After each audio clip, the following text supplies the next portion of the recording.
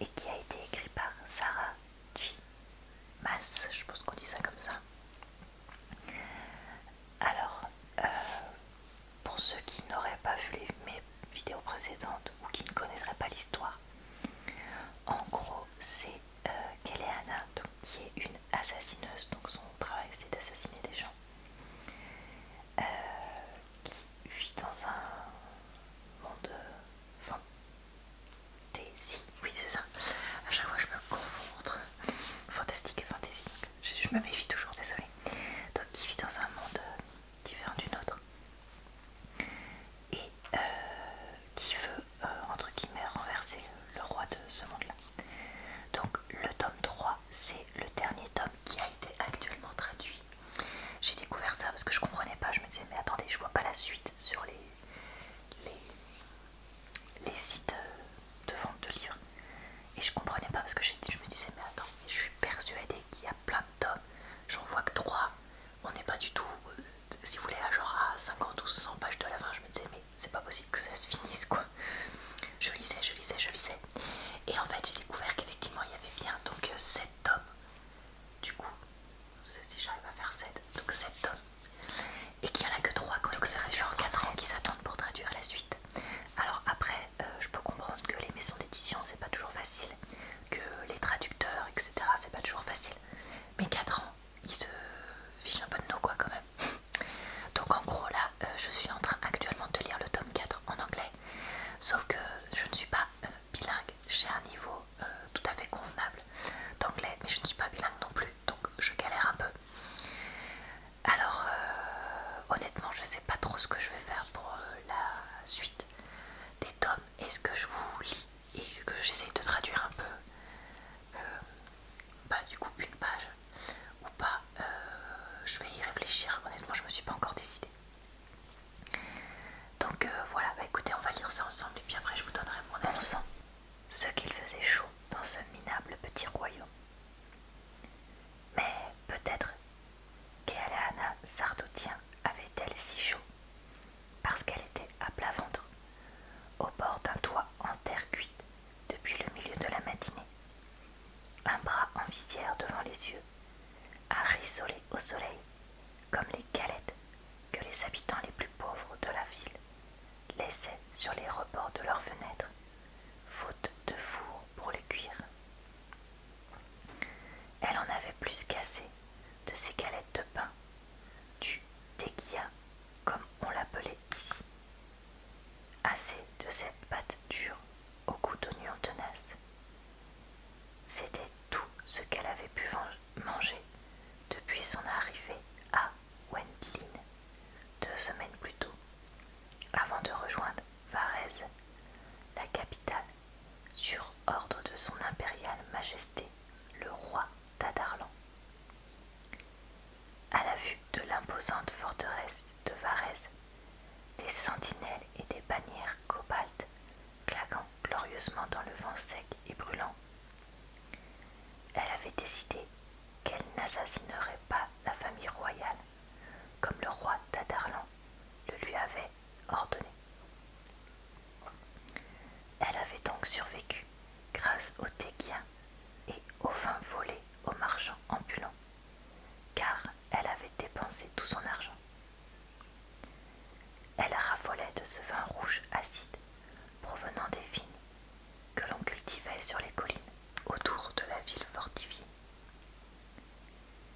Elle tendit la main derrière elle pour attraper la cruche en argile qu'elle avait apportée le matin même et jura.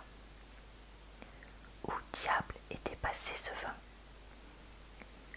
Le ciel bascula et brilla d'un éclat aveuglant, tandis qu'elle se redressait sur les coudes.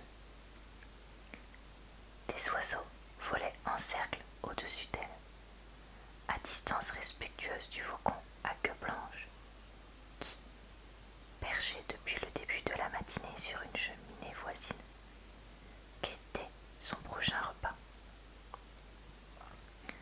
En contrebas, la rue du marché était un tourbillon de couleurs vives et de bruits de marchands brandissant leurs articles, d'étoffes exotiques, de prémentales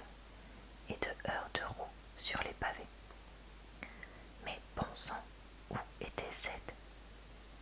Elle retrouva la cruche sous l'une des lourdes tuiles où elle l'avait cachée plusieurs heures auparavant, quand elle était grimpée sur le toit de la grande halle du marché pour observer les remparts du château. La cruche était vide et la tête lui tournait. Elle avait besoin d'eau, de tequila et d'un remède pour sa lèvre fendue et de sa pommette écorchée, blessure qu'elle avait récoltée cette nuit dans l'une des tavernes de la ville. Avec un grognement, elle roula sur le ventre pour observer la rue qui s'étendait, 12 mètres en contrebas.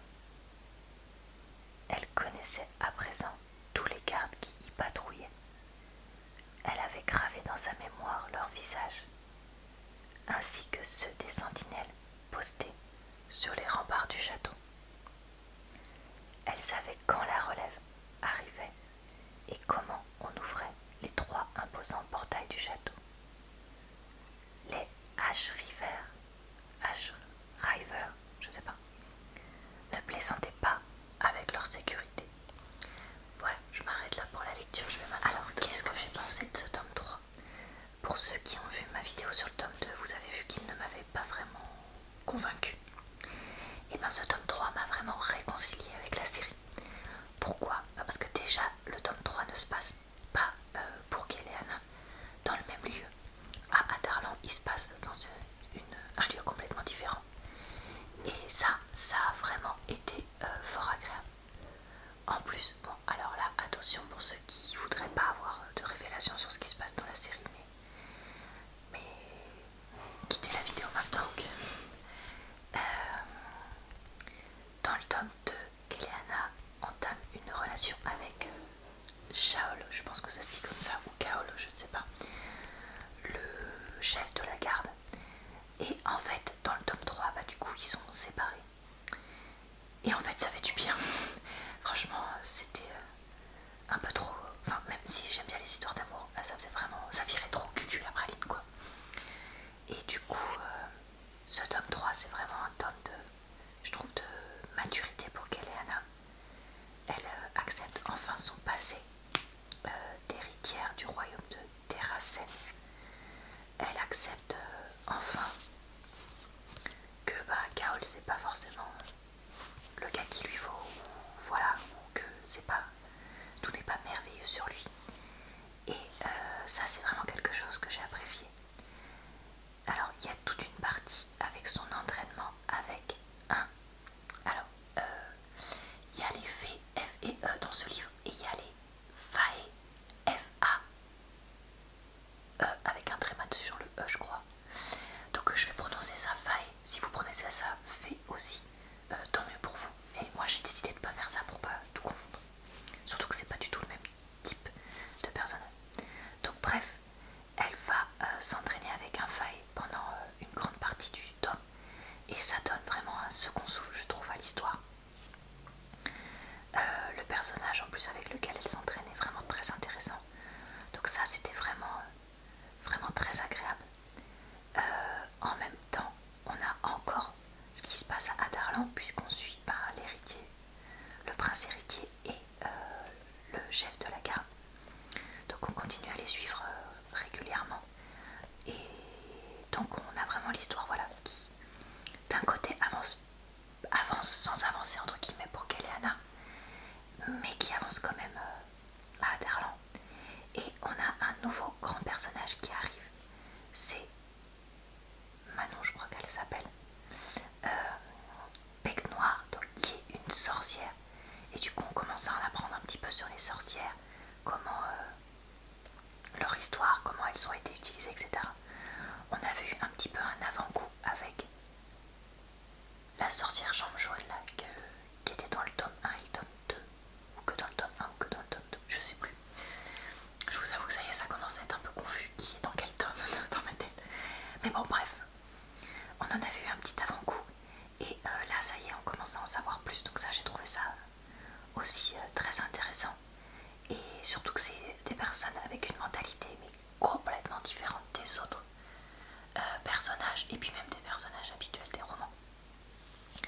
Donc voilà, ça c'est quelque chose que j'ai bien apprécié. Euh, Après, ce que j'ai moins apprécié dans ce roman, c'est que j'ai trouvé que Keleana était un peu longue à comprendre certaines choses. Mais bon, ça peut s'expliquer aussi par son histoire, son passé, etc. J'ai trouvé que on avait mis quand même 3 tomes à nous révéler des trucs qui étaient quand même assez indispensables. Donc voilà, ça c'était un peu pénible. Parce que pareil, beaucoup de choses sont révélées qu'à la fin.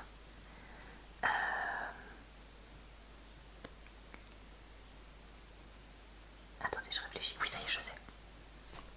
Il y a aussi l'histoire avec son ancêtre, Faye. J'ai oublié son nom. Je sais pas, j'ai un trou de mémoire, je me rappelle plus du tout comment elle s'appelle. Mais ça, c'est à la fin du tome. Et en fait, je trouve que ça a été ultra, mais alors ultra bâclé. Elle est, voilà, son ancêtre qui est censé être ultra puissante, ultra machin, ultra truc. Bah, en 2-2, Keleana, entre guillemets, fait un peu ce qu'elle veut, gagne un peu ce qu'elle veut, et je trouve que c'est vraiment dommage d'avoir bâclé ça, que ça aurait vraiment mérité un approfondissement de son histoire à elle, et que la relation entre les deux aurait dû être plus compliquée que ce qui a été bâclé.